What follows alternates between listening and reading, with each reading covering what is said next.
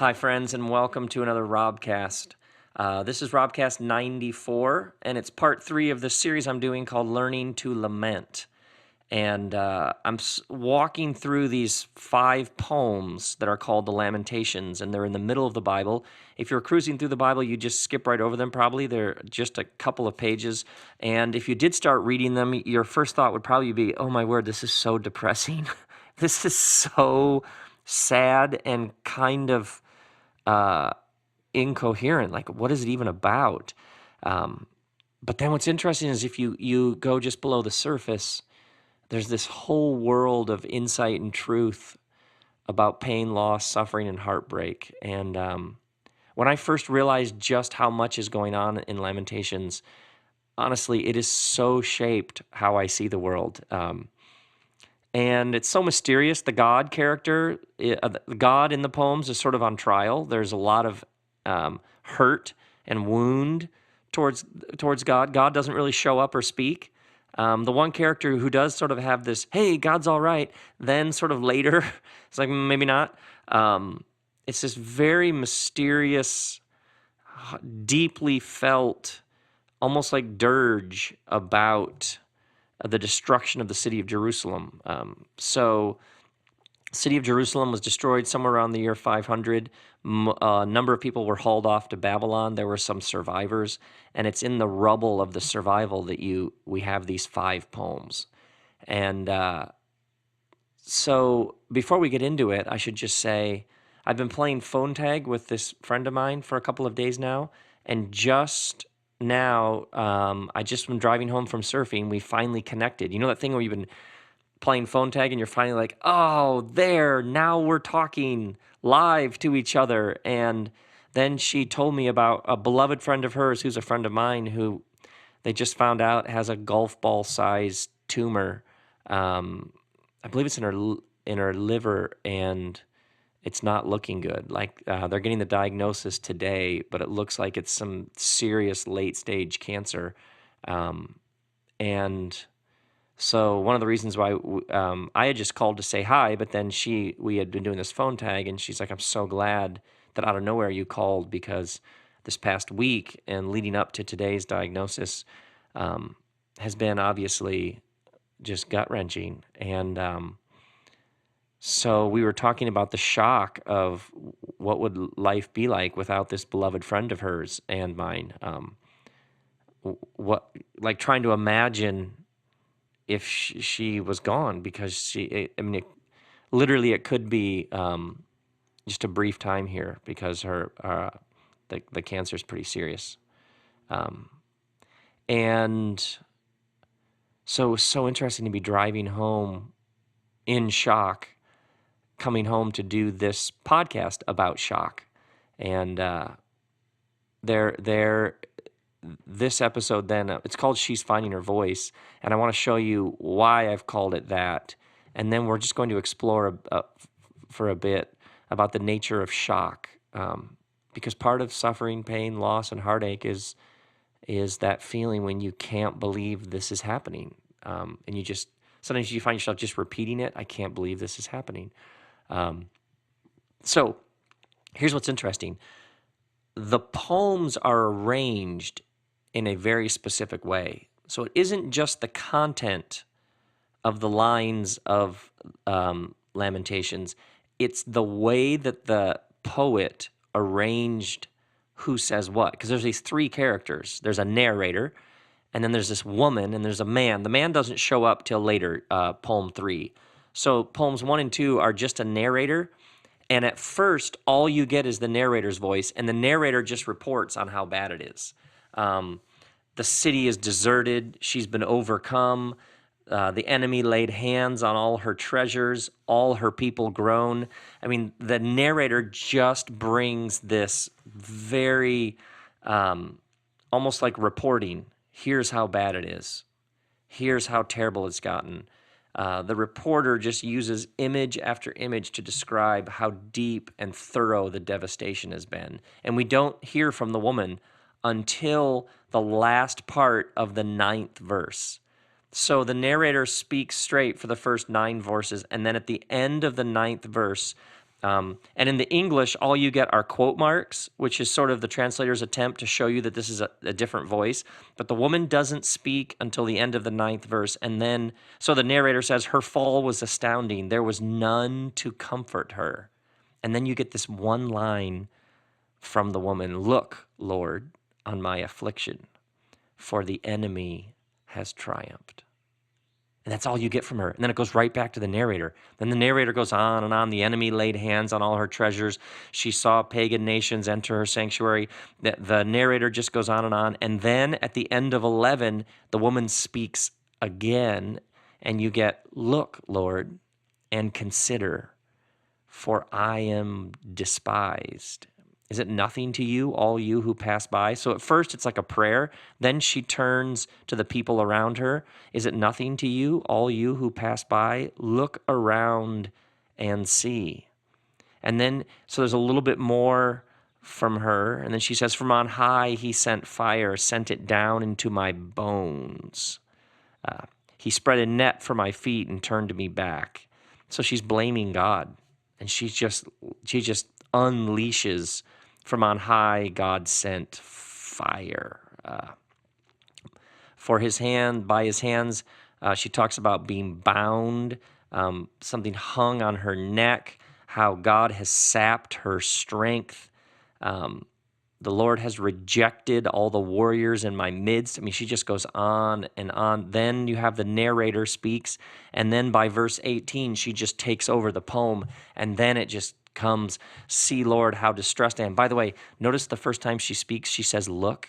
And then the second time she says, look. And then she says, look and consider. Then she says, look around and see. And then she says, see, Lord, how distressed. Tomorrow, we're going to spend the next episode will be all about this. Why is the first thing, second thing, third thing, fourth thing, she says, look, look, look, see. And there is something there that will take us a whole episode to unpack because it's so profound and helpful. But right now we have to do something else. We'll come back to this later, why she says look. But what's really interesting is at first she doesn't even speak. Her voice is nowhere to be found. Then she comes and speaks, but it's just one line and then she's out. Then a little while later, another line, she says a little bit more, then she stops. And then by the third time she speaks, she takes over the rest of the first poem, and she goes and goes and goes. So first time a little, just a line. Second time a little bit more. Third time a little bit more. What is the poet doing here? There are 22 verses in each of these poems.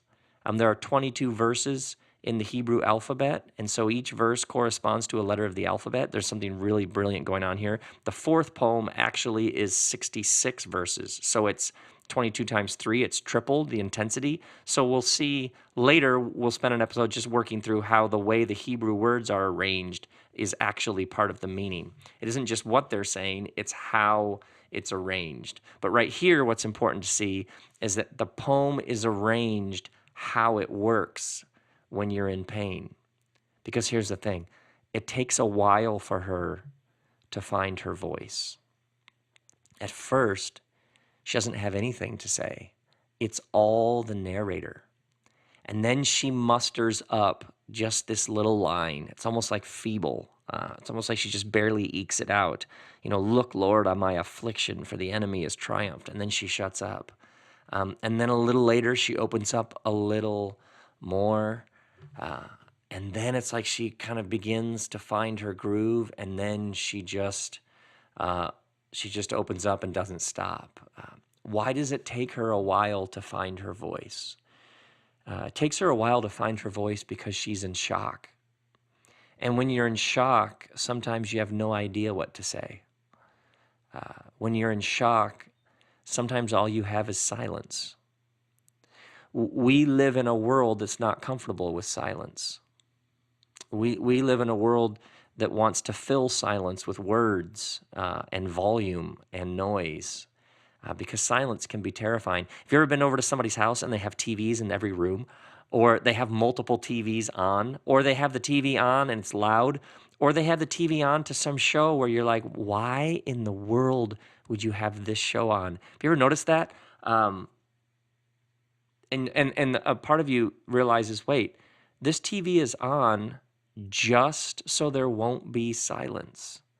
Um, we live in a world that doesn't know what to do with silence, but sometimes silence and the silence of shock is the only proper response to the thing that you've been through.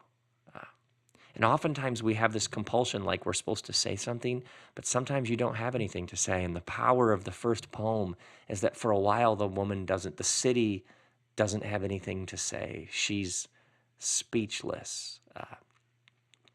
So sometimes silence is the only proper response. Secondly, shock is normal. Shock is totally normal.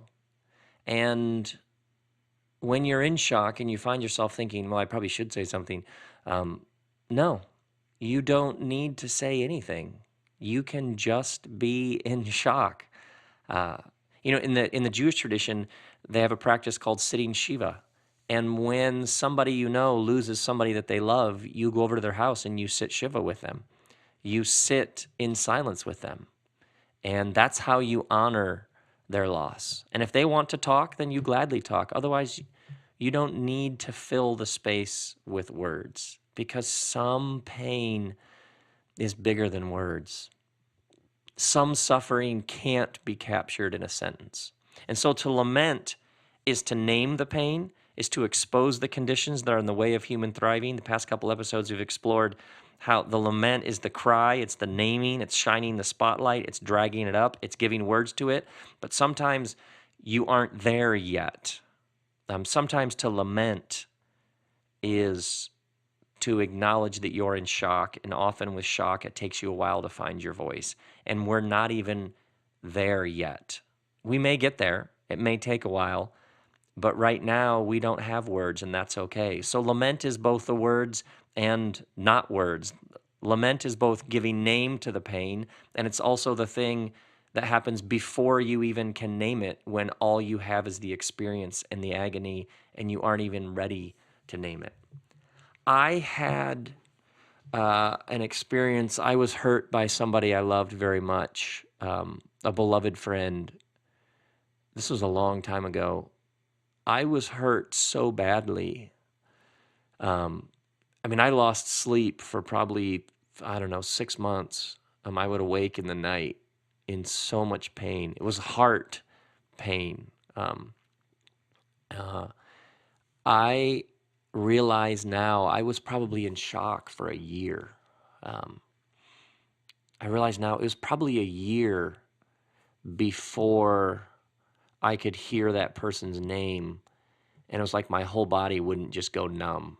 You know that feeling, like you run into them, or you hear their name, or somebody tells you a story, or you see something that reminds you of them, and it like literally affects you physiologically. It was actually in studying Lamentations that and this exact insight about how the woman doesn't speak for a while, and that shock is normal, and it's actually sometimes the healthiest response. If you did have something clever and articulate to say, something might be wrong with you. You're not actually dealing with how serious this is. But it took me years later to realize, I was probably in shock for 9 months, some low level. It's like you're going about your life, but also at some level, there's just this giant question mark somewhere in your soul. Anybody know what I'm talking about? It's like you're paying the bills, you're going to work, you're doing your job, you're loving the people around you, but you also, there's a part of you that doesn't even have words for the devastation. You're just in that place. So first off, I want to talk about change, and then I want to talk about grieving in relation to shock. What I've picked up on a number of people, and especially on this tour that I'm doing now, where we have a whole day together, is a number of people are articulating something like this, almost like it's in the air, that they were raised with a particular understanding of the world, a worldview, a perspective, oftentimes a faith, and that no longer works. And so they find themselves navigating the modern world, but the lens, the filter, the perspective the world, the spirituality that they were handed doesn't work anymore. And so they're having to leave behind some things that once worked quite well, but no longer work. That's a form of loss. And whenever you lose something, there will probably be some grieving involved. And grieving can sometimes bring with it shock.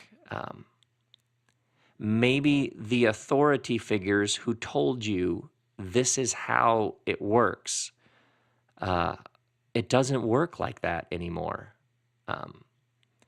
And so there is this loss of, I used to have people I looked to. I used to have, that feeling when you used to have people who like helped you navigate things, but they can't go with you to the next place you have to go. And sometimes it's the loss of stability. You used to know how the thing worked. You used to know up and down, left and right. You used to know when to go here, when to go there, red lights, green lights. You used to understand how the whole thing worked. And now it doesn't work like it used to. Sometimes it's a loss of friends, tribe, and security. You have seen, and now you can't unsee. You have tasted a bigger, more expansive, inclusive view of the world. And the people that you started out with, friends, family, extended family, siblings, coworkers, people you in your faith community, they haven't seen what you've seen. And so you have to keep going, but they're not coming with you. That's a loss. That's a death of sorts. So maybe it was a loss of a job, divorce, which is the death. Divorce is essentially a death, except for the fact that the other person's still alive. These are all loss, and loss has to be grieved. And oftentimes with grieving comes shock, especially the loss of tribe. There were these friends and faithful companions, but they haven't come with you. Worse yet, some of them may think you've lost your mind. That's a form of loss, and loss has to be grieved. And oftentimes grieving brings with it shock. A number of people I've heard even just recently say, I don't know what I believe anymore. Nothing makes any sense. I feel like the rug has been pulled out from under me. That's all can bring with it grieving. Things used to work a certain way, and now they don't. Maybe you found yourself thinking, I don't know what to think, or I have no idea what I believe about that anymore. Yeah, sure. That's loss, grief, and it may actually have shock in it. You may be in shock, and it's okay. See, the power of the poem is the woman doesn't have anything to say, so she doesn't say anything. That's how the poet has constructed the poem. Sometimes you don't have anything to say. You're just in that space where you've left something, but you haven't yet fully entered into the next thing. All you know is you can't do that anymore. And so you're in between. You're in this liminal space. And sometimes there's an element of shock in there because it's loss, and loss has to be grieved. Sometimes people will say things like, when that topic comes up, I just draw a blank. Sure, of course, totally normal. Other times people will say things like, you know what, I have all of these feelings. There's a world of pain and hurt in there, but I don't even have words for it. Yep, totally normal. And then this one, which has been life-changing for me. Sometimes, all of a sudden, out of nowhere, you find yourself angry, or you find yourself sad, and you can't figure out why all of a sudden you're this angry or this sad. Here's the thing. You may have been in shock, and now the shock is wearing off, and you're actually able to think about it in more clear ways, and what you're realizing is you're angry. So sometimes what happens is somebody hurts us, or we go through some trauma, and we just bear down in order to survive it, and there's this element of shock where we're numb. We don't even know what to think about it. And then all of a sudden you find yourself really sad or really angry, and sometimes it's out of nowhere. Uh, it's probably because you were in shock all that time, and now the shock is wearing off, and now you're ready to speak. So what's interesting in the poems is the woman doesn't say much, and then the first thing she says is basically, look at my affliction. Then the second thing she says is, look, Lord, and consider that I'm despised. Then she moves from a prayer to God to looking around her. Is it nothing to you, all you who pass by? So at first, she's just coming out of the shock and she's just, look, look, look. But then she unleashes. The reason why I bring all this up is when you live in a culture of denial, the natural reflex is just to stuff it all down there. And the problem when you stuff it all down there, or as you do the polite thing, or you sort of wear the happy face, or you don't talk about it because we don't talk about that here. What can often happen is all of those things are down in there, and then they come out down the road at the strangest times. They come out, as I talked about earlier, somebody famous dies, and all of a sudden you realize you're grieving way more than just that person you never met dying. That's because it was down in there. And sometimes what happens is the loss, the trauma, the heartache, whatever it was so devastating, you sort of shut down and you've been numb, and now you're starting to feel again. And one of the ways this most came to life for me is as I began to see all of this and see my own patterns of denial.